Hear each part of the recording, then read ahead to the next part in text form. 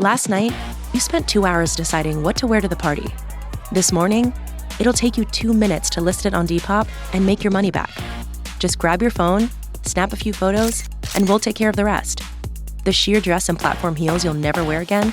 There's a birthday girl searching for them right now. Your one and done look is about to pay for your next night out. Or at least the ride home. Your style can make you cash. Start selling on Depop, where taste recognizes taste. Now streaming. Disney Plus invites you to go behind the scenes with Taylor Swift in an exclusive 6-episode docuseries. I wanted to give something to the fans that they didn't expect. The only thing left is to close the book. The end of an era.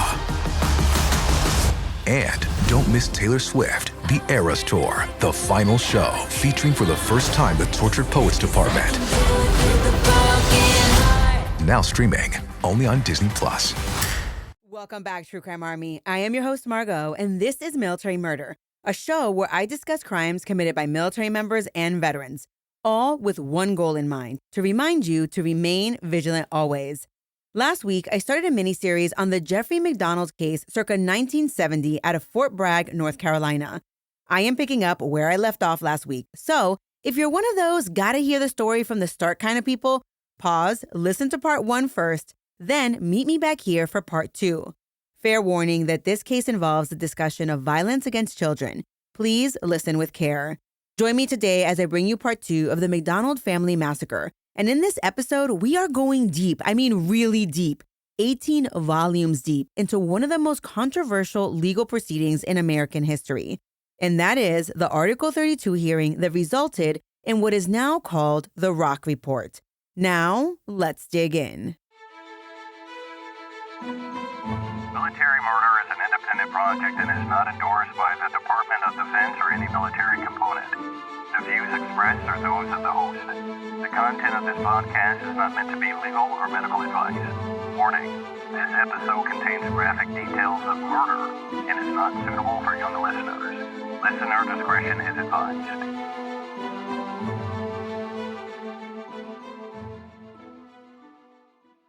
Last time I left off, the military had formally charged Captain Jeffrey MacDonald with the triple murder of his wife and 2 daughters.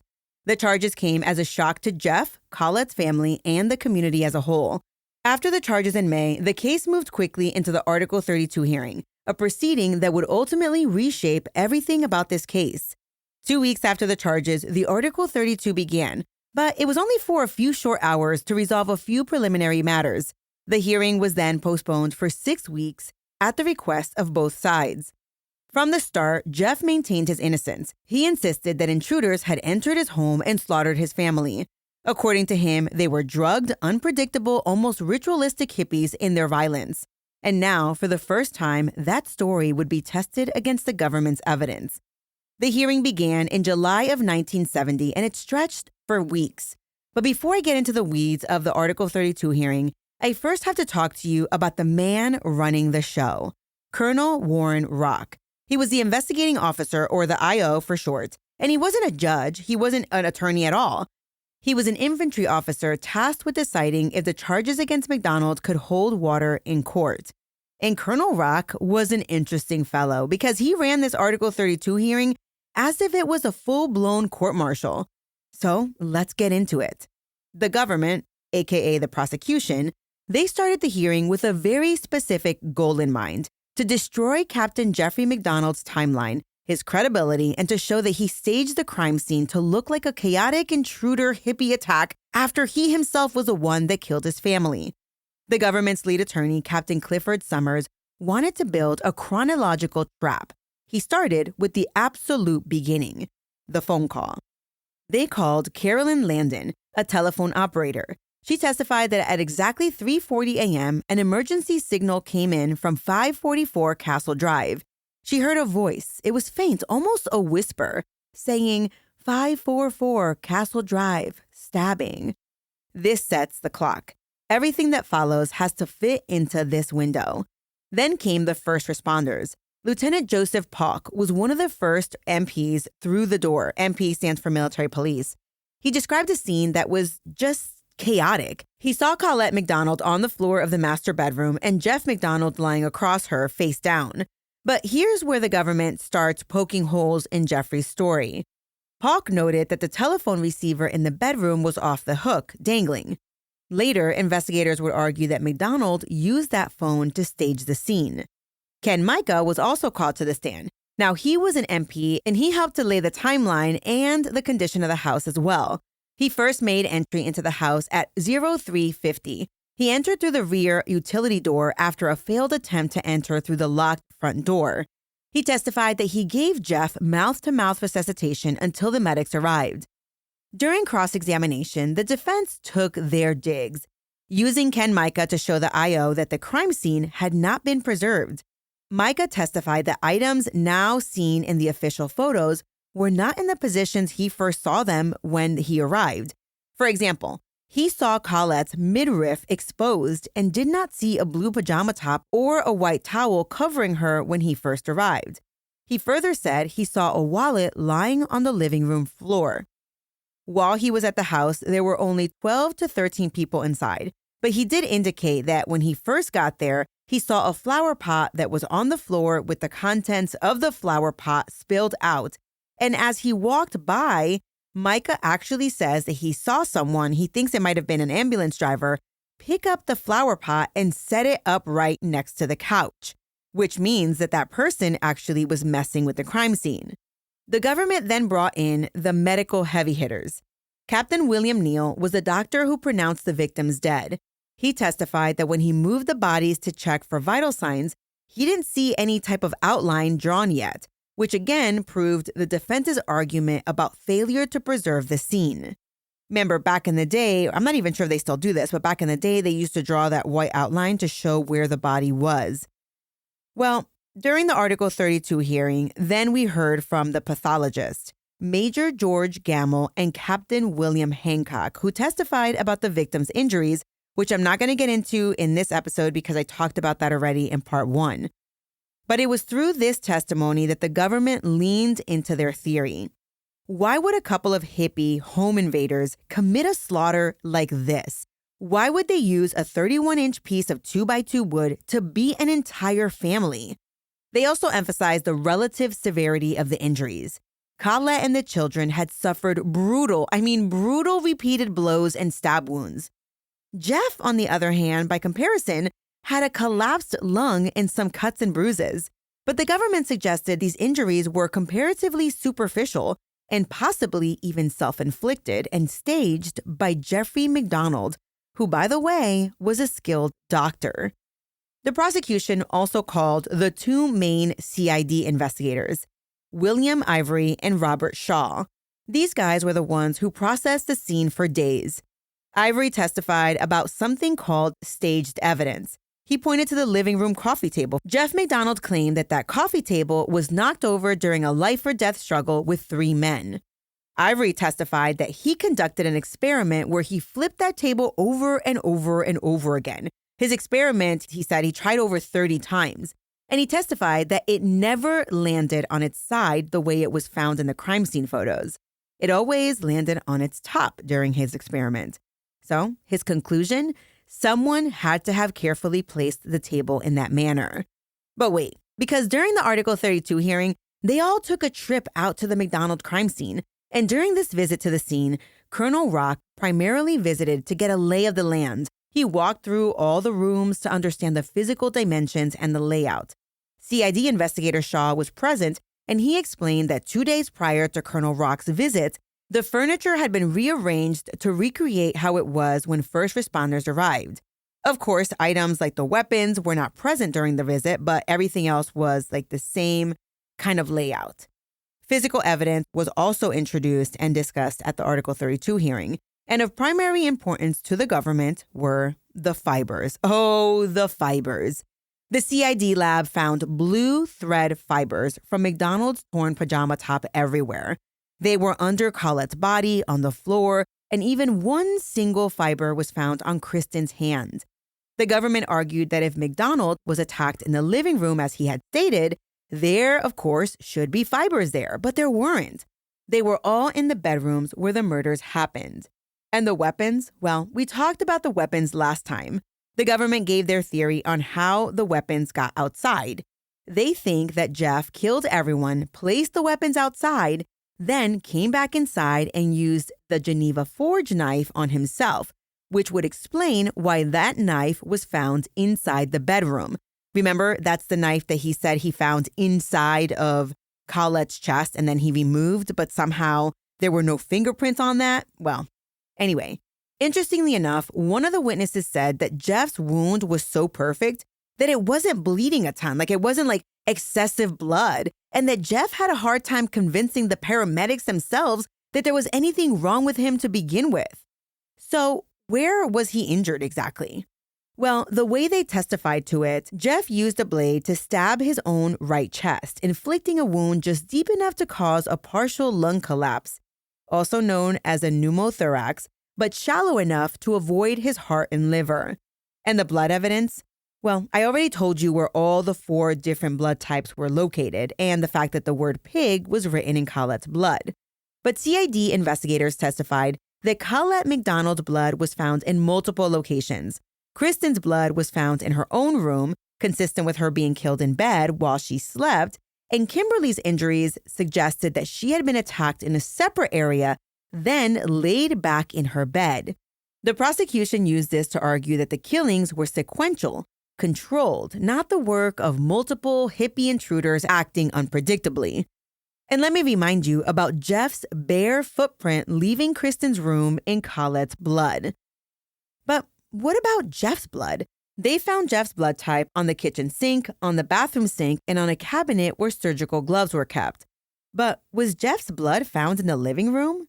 Well, I'm glad you asked, because no, it was not. But guess whose blood type was found in the living room? And maybe this was the government's smoking gun. During the Article 32 hearing, they revealed that a tiny speck of type O blood, which is the same blood type as 2-year-old Kristen's, was found on the outer lens of Jeff's glasses, which were found lying on the living room floor. Boom. The government's theory was that Jeff was wearing his glasses as he killed his 2-year-old daughter. Then, when he was ready to stage the scene, he laid his glasses down and forgot to wipe the speck of type O blood on them. They even introduced a copy of the Esquire magazine found in the living room floor. Ivory testified there was a blood stain on it in the shape of a finger, right over an article about the Charles Manson Tate LaBianca murders. But you know what I didn't find? I didn't find what type of blood type that was found on that fingerprint. So I'm going to have to look into that. Now, in the middle of the witnesses came a government witness named Pamela Kalin. She had previously babysat for the MacDonald kids, and she lived above the MacDonalds, and her bedroom was actually immediately above the MacDonald living room. That night, she went to bed at about 10:30 p.m. She testified that she didn't sleep well that night, and at some point, she was awakened by the sounds of Jeff MacDonald. She couldn't make out if he was laughing or crying, but when asked about the volume of his voice, she said that the volume of his voice was higher than a normal conversation, but lower than a screaming conversation. She didn't hear anything else. She didn't hear any other voices. She didn't hear a scuffle. She didn't hear any furniture being bumped around. She only heard Jeff MacDonald. But the thing about this is the prosecutor's case was not squeaky clean, okay? Because at some point, they had to air some of their own dirty laundry. You see, the main investigator testified that when he arrived at 544 Castle Drive, roughly an hour after that initial 911 call, he distinctly remembered seeing a man's wallet on a desk by the front door.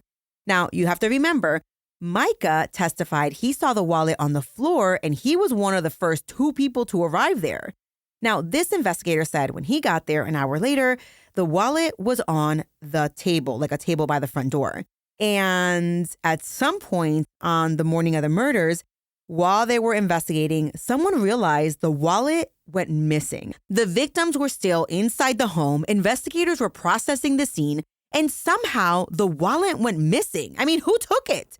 Immediately, Mr. Gruber, the lead, ordered that everybody inside be body searched, himself included, to see if anyone there took it. That's right. Mr. Gruber himself testified when he saw the wallet was missing, he suspected one of his own people. Well, they didn't end up finding the wallet on anyone inside that house. But later down the line that same day at around 1:30 p.m., The wallet was miraculously found along the road adjacent to the Womack Army Hospital. There was some insinuation that it could have been one of the ambulance medics or the drivers who stole it, but defense seemed to point to one of the MPs as the culprit for the missing wallet. But guess what else? Upon further examination, the investigator admitted they didn't look into the lost, stolen wallet any further. They didn't look into who stole it. They simply returned the missing wallet to Captain MacDonald and called it a day.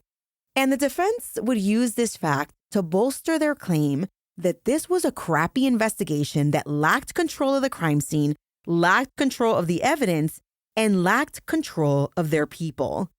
Now, if you're thinking, what the hell is going on here? Just wait a minute. Because MacDonald's lead attorney, Bernard Siegel, he was about to tear the whole investigation apart even further.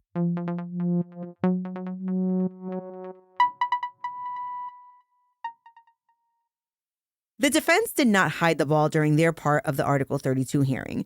In fact, Captain Jeffrey MacDonald took the stand.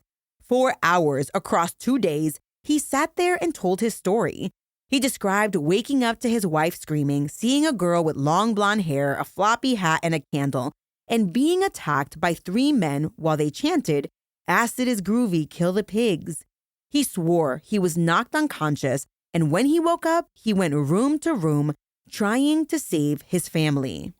It's here at the Article 32 hearing that I learned that Jeff did make various statements in the house to first responders and paramedics. Then he made 2 additional statements to FBI agents while he was in the hospital, and I believe his hospital stay or his stint in the hospital was 9 to 10 days.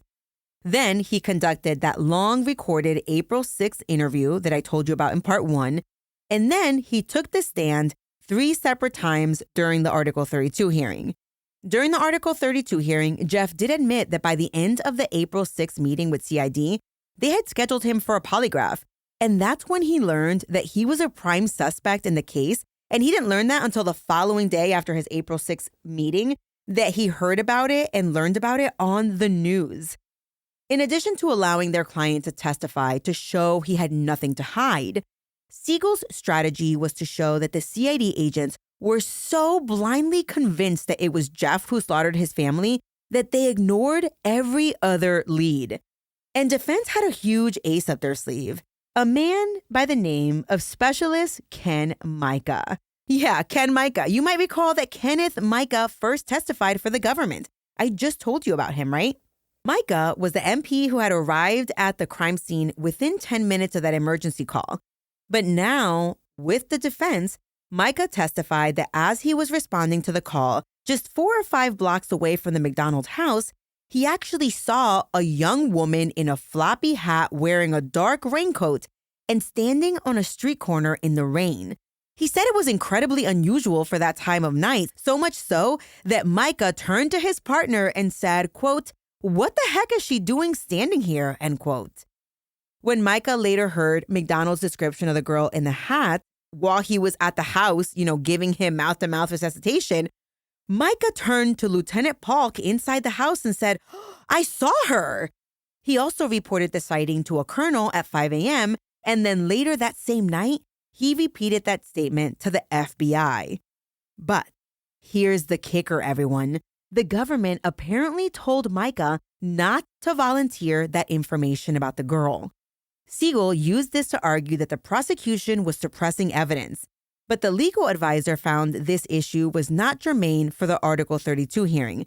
Now, I should add that there is an investigating officer, that's Colonel Rock, but Colonel Rock, because he's not an attorney, he does have a legal advisor to his side, Captain Beale, who advises him on different legal aspects of Article 32 hearings. And in this particular case, when the defense was trying to get into, whether the prosecution told this witness not to volunteer this information, the legal advisor said it wasn't germane for the Article 32 hearing, and so it wasn't admitted into evidence, but Colonel Rock still heard it. Side note, in rebuttal, the government did attempt to discredit Micah's sightings by bringing in another MP who testified that on the same day of the murders, Micah told him the woman he saw in the rain was wearing a rain bonnet, not a floppy hat. The defense then brought in a local civilian, a man named William Posey. Posey lived at 1106 Clark Street, across the driveway from the apartment occupied by a woman named Helena Stockley. He testified that Stockley was a hippie who often wore a blonde wig and a floppy hat. Most importantly, he said that on the morning of the murders between 3:45 a.m. and 4:30 a.m., he saw Helena return home in a blue Mustang with several other people. Why was he up at this time, you might ask? He said he was up using the bathroom. When he heard a car whip real quick into the driveway, that's when he looked out his front door and saw Helena. Later that morning, while heading to work, a coworker told Posey that a family had been murdered on Fort Bragg by a band of hippies.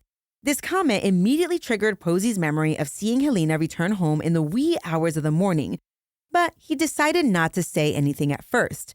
About a week or two after the murders, Posey and Helena were talking to a mutual friend, and Helena admitted she had been interviewed a few times, but she couldn't remember anything because she was stoned on mescaline. When Posey suggested that maybe she was there and holding the light, Helena simply nodded her head up and down. Again, Posey didn't talk to anyone in law enforcement right away.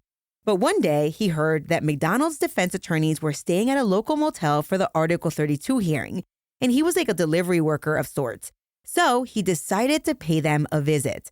I mean, this was definitely not good for the prosecution, especially if they hadn't introduced the name Helena Stockley at all, or Stokely at all, you know? And Siegel didn't stop there. He called the Caspers, Jeff MacDonald's neighbors that lived 200 yards from the MacDonald's residence. And Mrs. Caspers testified that she and her husband heard voices, specifically two men and a woman who was giggling, and a lot of scuffling noises during the early morning hours of the murders, which contradicts the idea that the house or neighborhood was quiet that night. As it pertained to the government's claim that Jeff feigned his injury by self-inflicting it upon himself, defense witnesses testified that no doctor would intentionally inflict a wound to that area of the chest because the medical consequences are not only unpredictable, but they can be fatal. And y'all, something that I don't think I've ever heard before, but the defense introduced evidence of wax drippings found in the MacDonald home that they claimed supported Jeff's hippie story. Not just that, but scientific analysis of the wax drippings found on the coffee table and in the bedrooms was chemically different from all 14 candles found inside the home. Now, let that sink in. And how about this whopper? When Colette's body was found, she had one unidentified blonde hair in her hand. Whether it was long or short is unclear from the record, but Siegel made sure to get that information into the record at the Article 32 hearing. The defense also leaned heavily on character witnesses. They called Colonel and Mrs. Robert Kingston from Hawaii via conference call. They described Jeff and Colette as a model couple. They also called a psychiatrist named Dr. Robert Sadoff, who examined Jeff and testified that MacDonald simply did not have the, quote, personality emotional configuration, end quote, to commit such a violent, senseless crime. Which, what? Can a person even testify about that anymore? I mean, I feel like everyone is capable of everything if placed in certain situations. I mean, I'm not a doctor, so anyway, that's what was testified to at the Article 32 hearing. To counter the fiber textile expert who testified for the government, the defense called Professor William Wolfgang, a textile expert from the Philadelphia College of Textiles. Professor Wolfgang explained that textile identification is not like a fingerprint. You can often prove where a fiber didn't come from, but it is nearly impossible to prove exactly which specific garment a fiber did come from.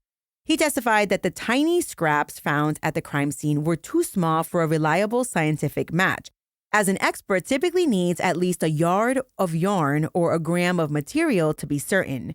Since sewing threads are mass-produced to standard sizes that naturally overlap, these fibers could have originated from thousands of other standard garments rather than MacDonald's pajamas specifically. He also highlighted that because different operators use different machines and spools for various seams, it is impossible to rule out the pajama bottoms as the source if only the top was tested. Ultimately, Professor Wolfgang argued that the most a scientist can say is that a fiber could have come from a source And because microscopy can't determine when or how a fiber was deposited, it's scientifically invalid to claim a definitive link to the night of the murder. And in his analysis, he argued that the CID's fiber analysis was totally flawed. Another witness who testified at this hearing that might shock you is a man named Alfred Kassab. He goes by Freddie. He was Colette's stepfather since she was 12 years old, but he was really like her father.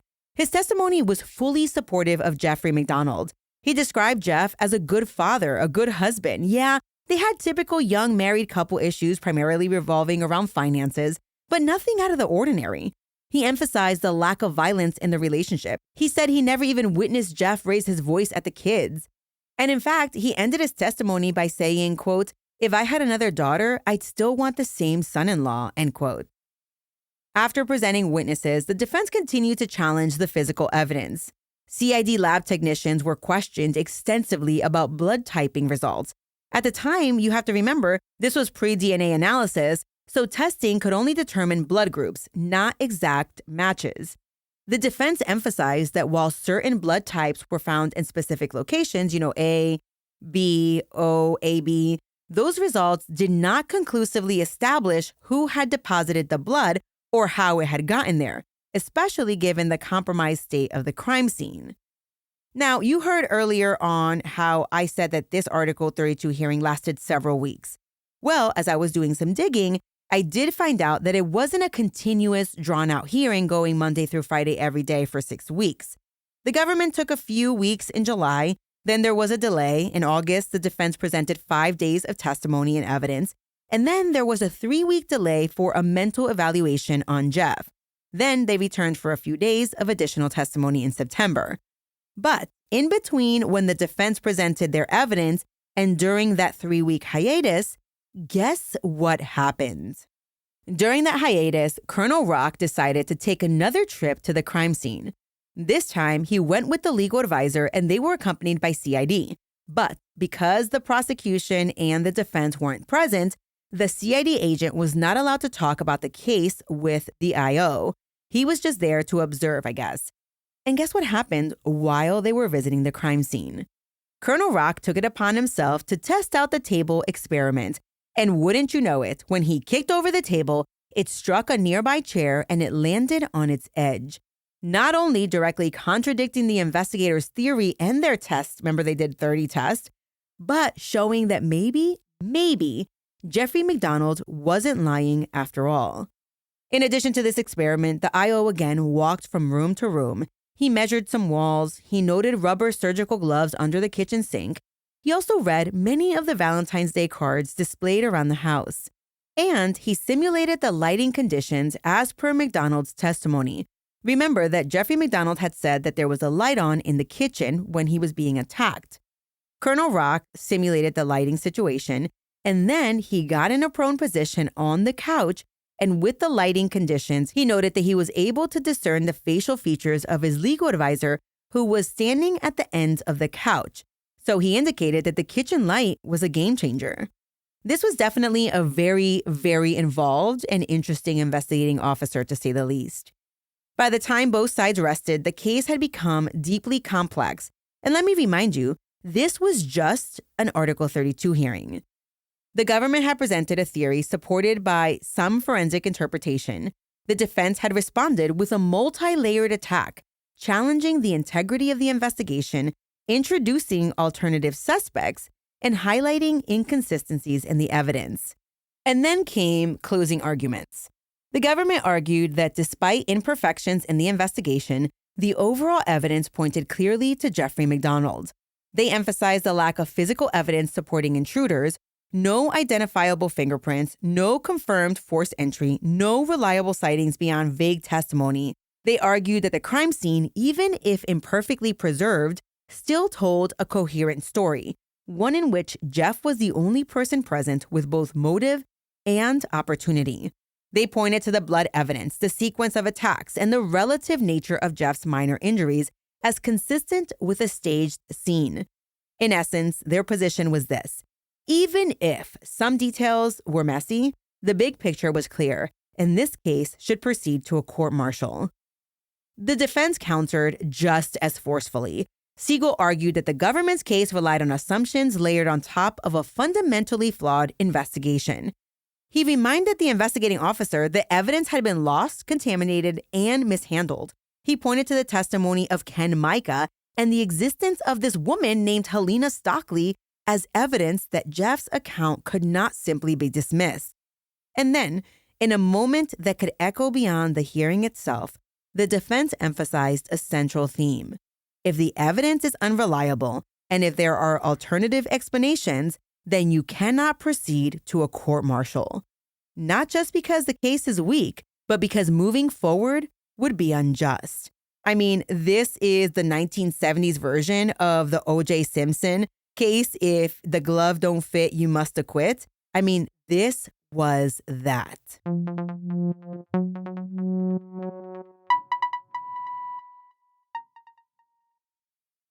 So you've got the government saying the evidence is staged, he did it. And you've got the defense saying the investigators are incompetent and there's a girl in a floppy hat wandering the streets, just living her best life. Colonel Rock had to weigh all of this, and he had a lot to think about. And he took his time, right? He took a month to write his report. And on October 13th, 1970, he released what is now known as the Rock Report. And let me just tell you, it was a bombshell. Colonel Rock concluded that there was insufficient evidence to proceed to a court-martial. And with that, he recommended that all charges against Jeffrey MacDonald be dismissed because the allegations were, quote, not true, end quote. Colonel Rock basically claimed Jeffrey MacDonald was innocent. He said that the evidence didn't hold water and that MacDonald's story was actually more consistent with the facts than the government's theory of the case.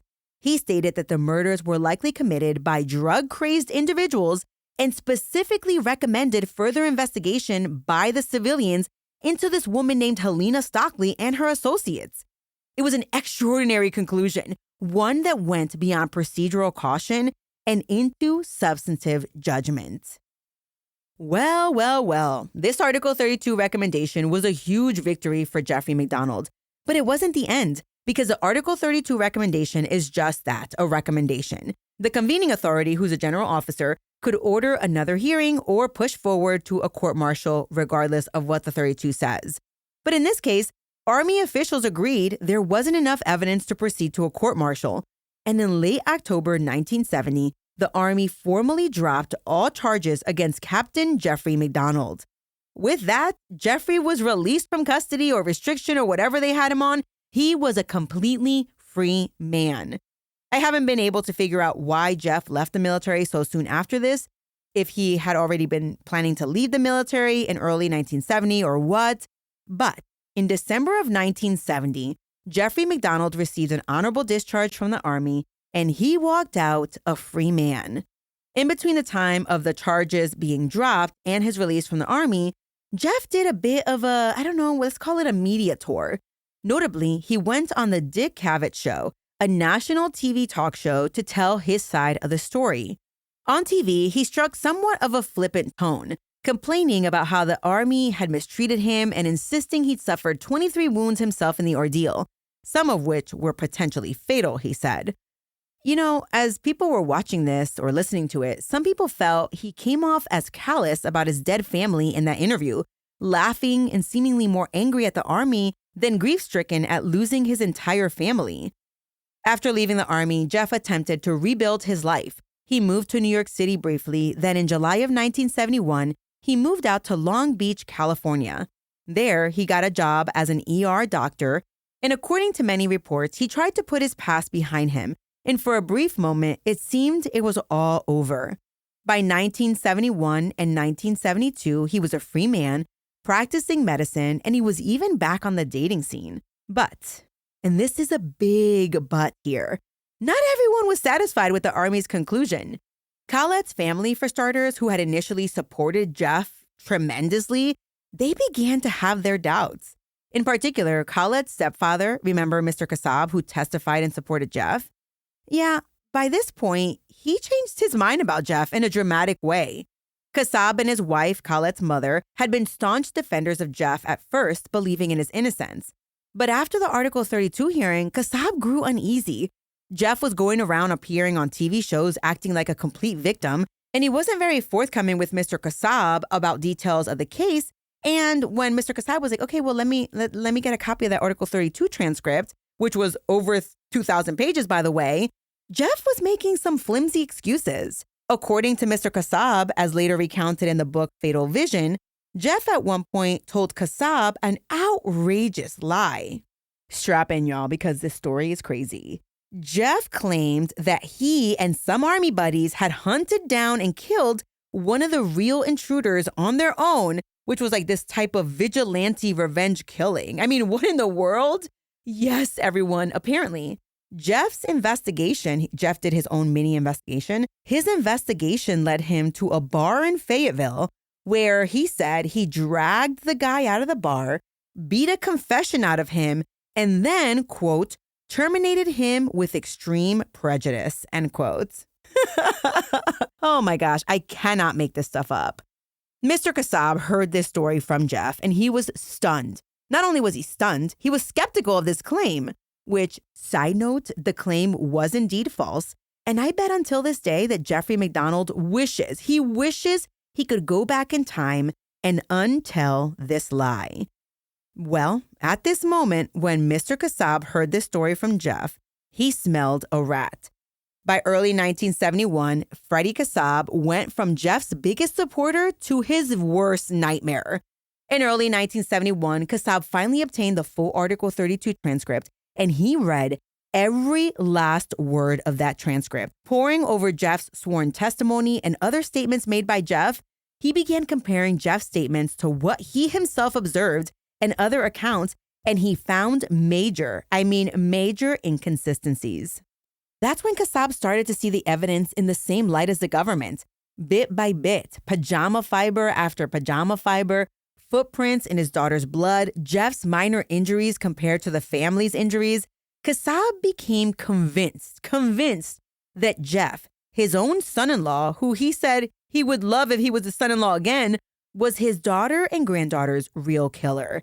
But the real turning point for Kassab came in March of 1971, when accompanied by CID agents, Kassab returned to 544 Castle Drive. There, he took in the crime scene. He envisioned Jeffrey's testimony. He walked room by room. That was the moment everything shifted. Standing in that house, surrounded by silence, Kassab allowed himself, for the very first time, to consider something he had refused to think about before. What if Jeffrey wasn't telling the truth? What if the story he had defended so strongly wasn't just flawed, but false? From that moment on, Kassab dedicated himself to one goal, making sure the case was not forgotten. He basically turned into an amateur detective, writing letters, pushing the authorities to keep the case alive. He wrote to the Army. He wrote to the FBI. He wrote to the Department of Justice. Surprisingly, CID did quietly continue to review the case file through 71 and 72, but they didn't have jurisdiction over Jeff any longer because he was no longer in the military.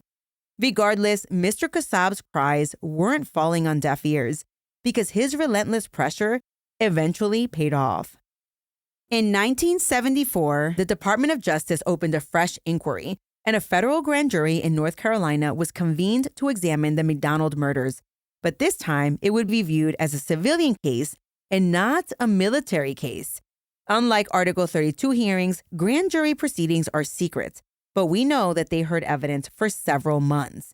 And in January of 1975, nearly 5 years after the MacDonald murders, Jeffrey MacDonald was indicted by a federal grand jury on 3 counts of murder. The news made major headlines. Authorities headed to California and arrested Jeff, eventually extraditing him to North Carolina to face a triple murder trial. But do you think that this man went without a fight? Oh, no. He fought like hell. His attorney, who may not have been well-versed in the law, to be honest with you, claimed that these new charges were fundamentally unfair and even unconstitutional. They raised the issue of double jeopardy. The allegations were serious, and in fact, the legal back and forth at this stage made its way all the way to the United States Supreme Court. And I will be bringing you into all of this in the next few parts of this mini-series. I'm going to bring you into Mr. Kassab's relentless fight for justice, and you're going to see how nearly 10 years after the MacDonald family murders, Jeff would ultimately be indicted and put on trial in the state of North Carolina in what some describe as a media circus. Let's just say, new evidence emerges, new witnesses come forward, and a jury will finally have to decide, did Jeffrey MacDonald brutally kill his own family, or has he been telling the truth all along?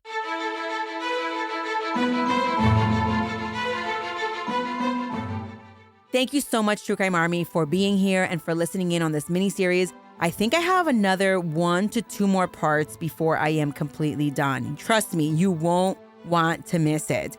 My sources for this miniseries include various appellate court opinions, as well as documents found on 2 websites. One is mcdonaldcasefacts.com and crimearchives.net. I also relied on excerpts from the book Fatal Vision and articles on Oxygen, the National Association of Criminal Defense Lawyers, Columbia Journalism Review, ABC News, and People Magazine. Military Murder is a Mama Margot production. The music was created by Ty-Ops. Until next time, remember, you never really know what someone is capable of, so remain vigilant always. You have a fabulous week, and I'll keep digging to bring you part 3 of the MacDonald family murders next time.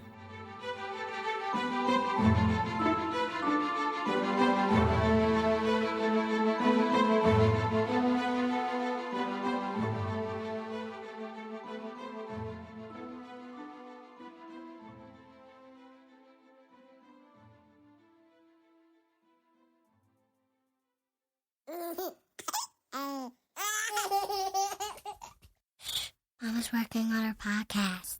I don't want to.